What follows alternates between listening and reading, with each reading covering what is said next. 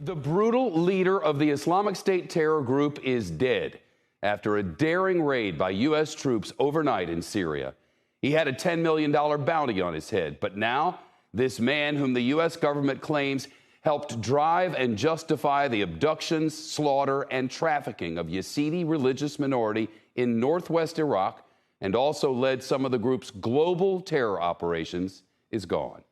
The president says Abu Ibrahim al-Hashimi al-Qusayri, you say it, blew himself up as U.S. troops closed in on him.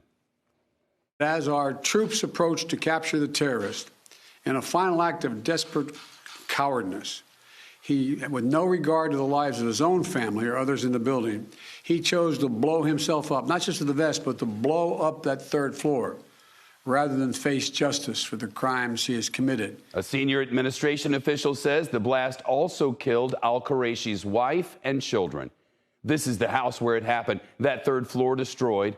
That's where a U.S. official says al-Quraishi was when he blew himself up, as described by the president. Witnesses say helicopters dropped dozens of troops near the ISIS leader's home in northwest Syria. They say the troops began attacking the house, and gunmen fired back in a standoff that lasted hours. A neighbor there says he heard a voice booming over loudspeakers, telling people to leave the house or be targeted.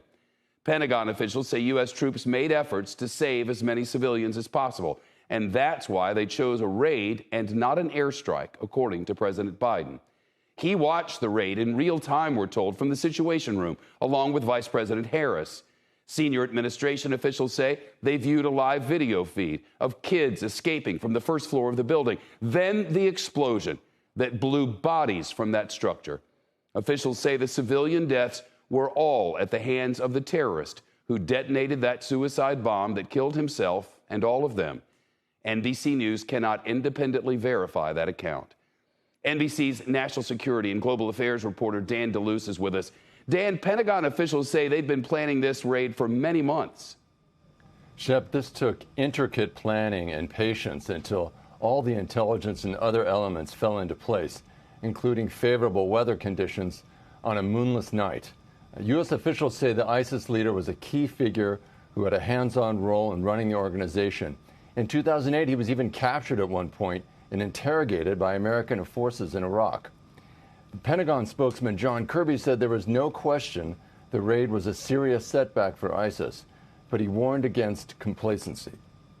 I do want to remind that they are still a threat, and we're not. Nobody's taken a victory lap here. We're going to stay at this. They still remain a threat. They still espouse this extreme ideology and this intent to kill, to maim, to terrorize, and so we're going to stay focused on it. ISIS used to hold a large stretch of territory in Iraq and Syria, but it's now a shadow of what it once was.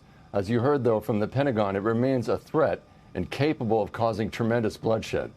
Terrorism experts say al-Qurashi's successor will likely be another low-profile figure who will have to figure out how to rally his fighters, despite relentless pressure from the U.S. and its allies.